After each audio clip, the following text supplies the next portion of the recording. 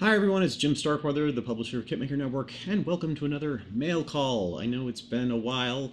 That's my standard opening line these days. I've been a little busy though. We've got our sites that are being transitioned over new platforms for the last month or more, and so I've been working on all of them, or at least one of them at each time. I'm up to Auto Modeler now. We've done model shipwrights.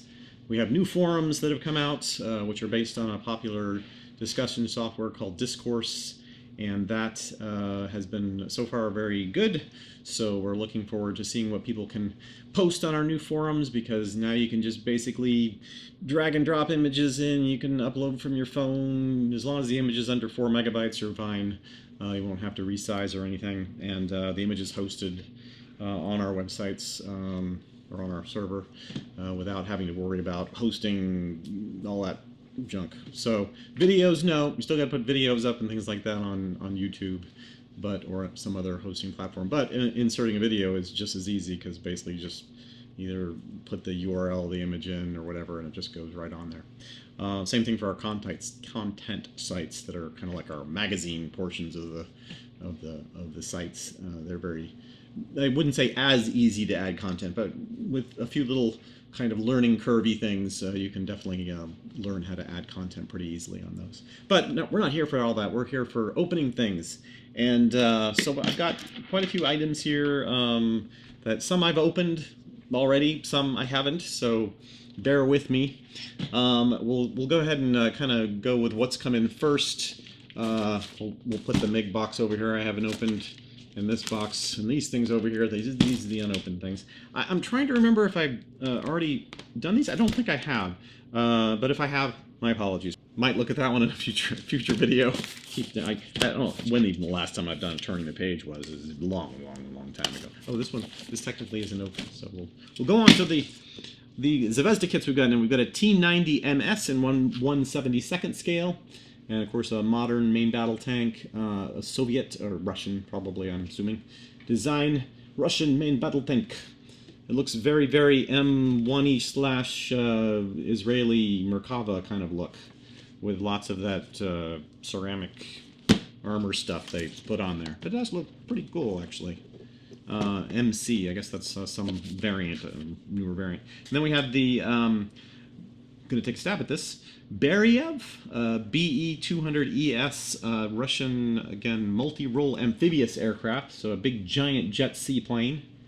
Boy, they really love these specialty kind of aircraft. I'm talking not about models, but just about building the actual aircraft, because they've definitely built some really strange aircraft. But I guess when you have to get out to the, Siberia and places like that have a few landing strips, that probably comes in handy. And then we have from Zovesta a M4A2 Sherman. This is a 75mm.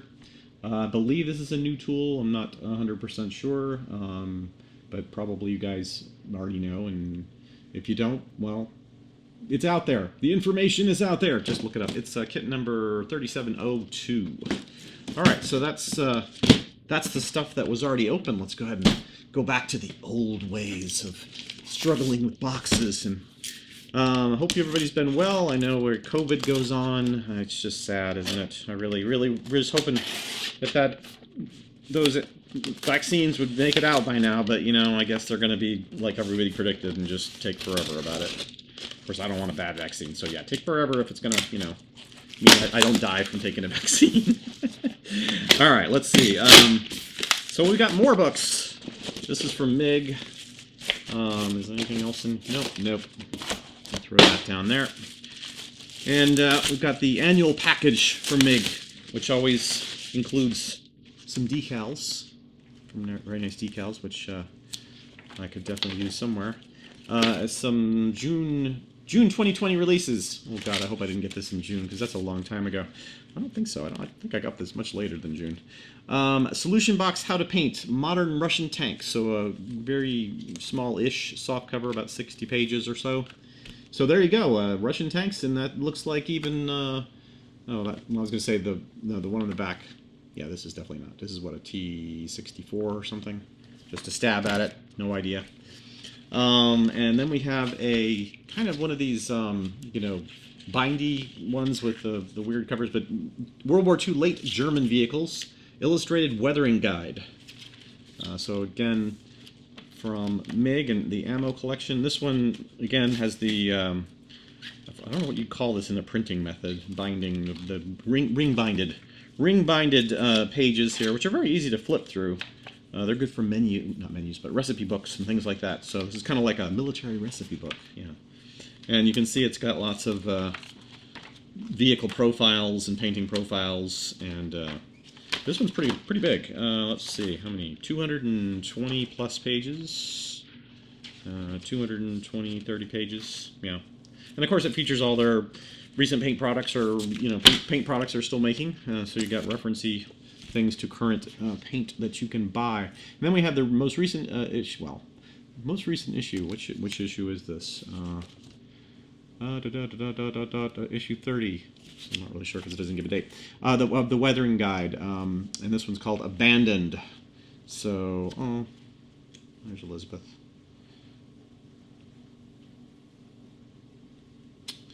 For those of you who don't know, Mig's wife sadly passed away recently from, I believe, brain cancer. So they've got a nice little commemoration here at the beginning.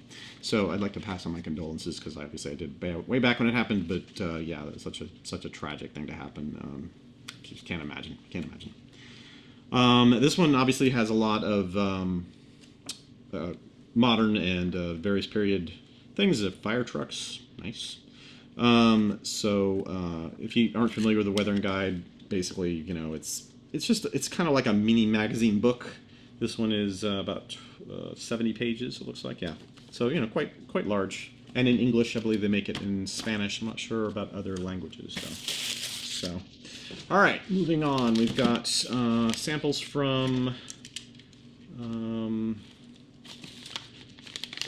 someone. I can't read the writing, but maybe the package will give it away. There's something else in here, but it's hiding from me. Ah, a little bullet, or a couple little bullets. All right, these are, breaking out the reading glasses again, because these are tiny tinies. These are U.S. Navy rangefinders and guns, directors for fast battleships, Iowa class. Oh, Shelf Oddity is the brand.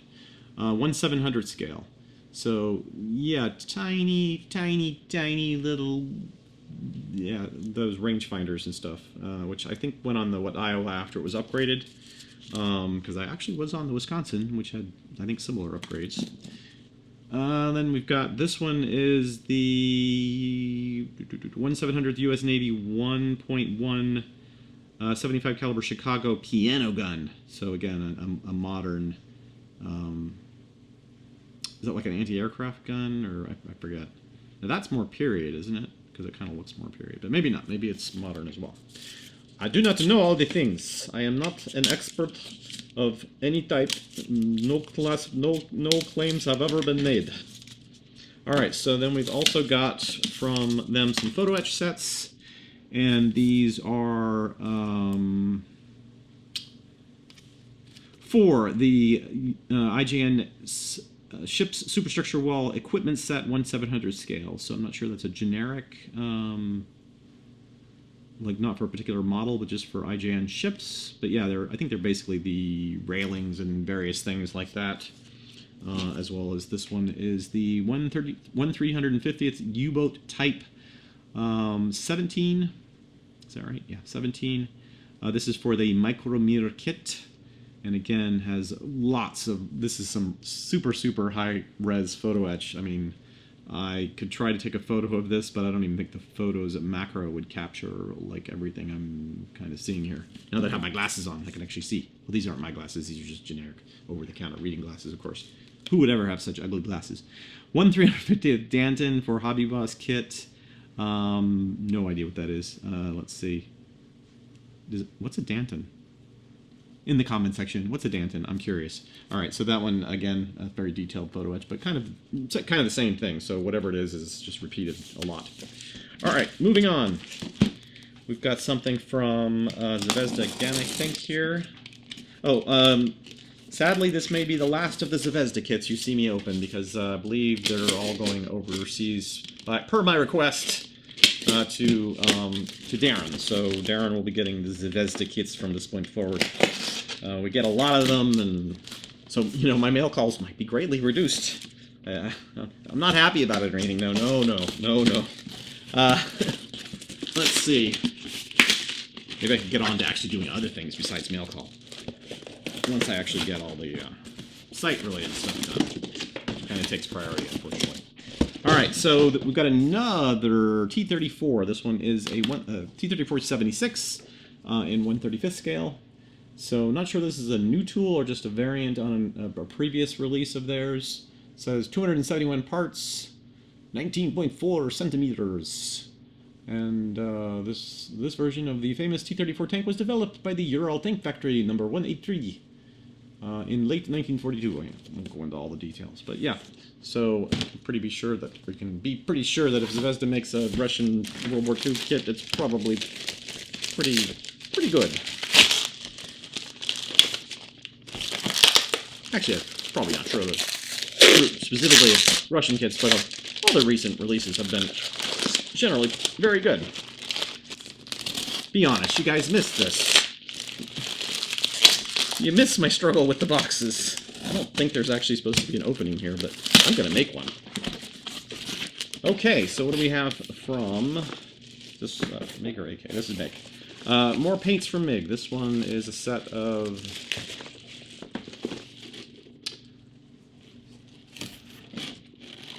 dry brush paint. This is diode dry brush paint, a gunmetal acrylic. So that is available. If you haven't already seen it in your hobby store, this one is diode dry brush paint in acrylic, and this one, what's the yellow, German yellow, medium German yellow. And what else do we have? Same, but in Panzer Gray. I see a theme here. Medium olive green. Okay, main going with the main colors, and then this one is medium rust. But all this new diode dry brush paint. Dry brush paint. I guess it's, you know, going on after the fact or later in the process. Then we have a super pack mud effects solution set. Quick tips are included. So you can see that this is got what, 8 different paints in the larger.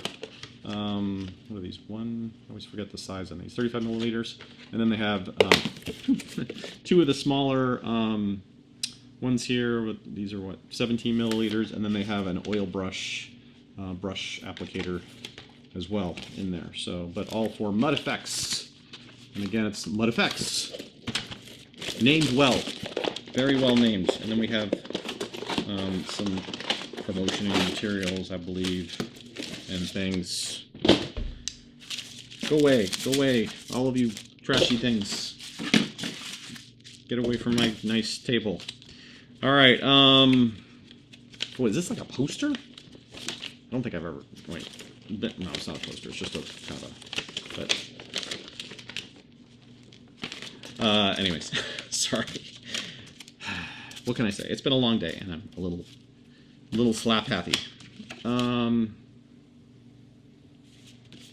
This is some kind of holder of some kind, like a little wallet, I guess. Oh, it's a mask holder. It's a mask holder. I guess you fold it up and you put your mask inside of it. Interesting. Okay. Where's my mask, though? I didn't get a mask? I mean, come on. Guys, I feel bad. I didn't get a mask. All right. So I'm going to do this more in-depth video later on. But just as a heads up, I am getting from Eagle Moss, which is the die-cast club, right? Or the what do they call die-cast? What is the branding called again? Die-cast something. Die-cast club. Yeah, I had it right. See? I'm getting the 1/8 scale die-cast Jeep series. So I've gotten the first 2 entries, the first 2 issues, and I'll be going over that in a different video where I show you what's in there and basically what you get for, you know, what the process is and all that stuff. But I just wanted to kind of tease it here.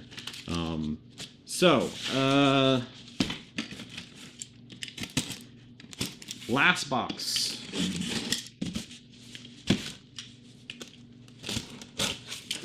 This one is from our friends at KitMaker, who tape their boxes well. And the panda. And he's upside down. So I can't even read the box. Oh, come on. Please, it's one of these giant boxes. Glenn! How'd you find boxes that are so exactly the right size? That one didn't even give me the box top. Okay. I'm definitely opening the boxes next time. I don't think I miss all that.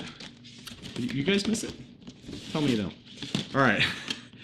We've got, from KitMaker, the SU30 SM Flanker H. This is in 1/48 scale? 1/48 scale.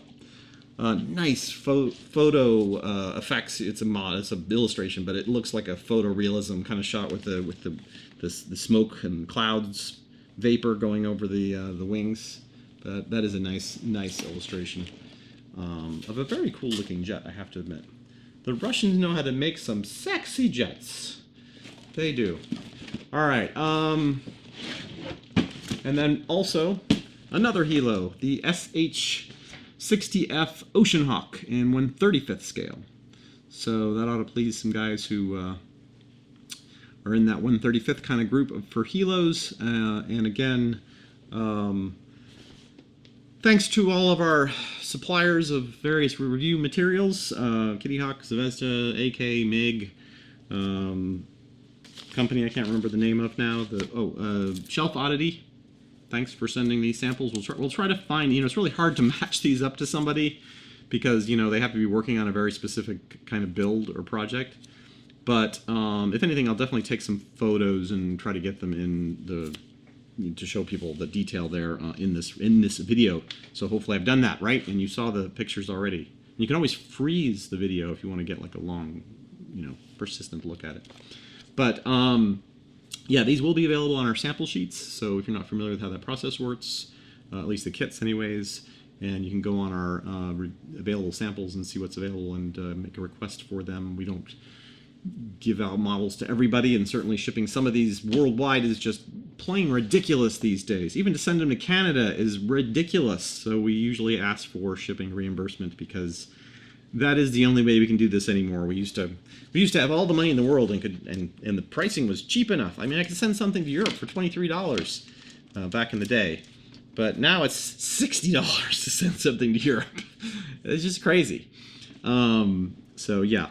Anyways, we just don't do a lot of that. But like I said, the Zovesta Kits will be going to Europe from this point forward, so maybe that'll give some of our European reviewers a few more things to review. Darren's going to keep some of them and issue some of the other ones out. So yeah, that'll be how it works. All right, well, let me think if there's anything else I want to add to the tail end of this.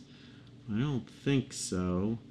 If you haven't checked out the new forums or the new content sites like modelshipwrights.com and eventually AutoModeler, probably in the next day or so, automodeler.com will switch over to the new version because I have it about ready on the beta version to come out.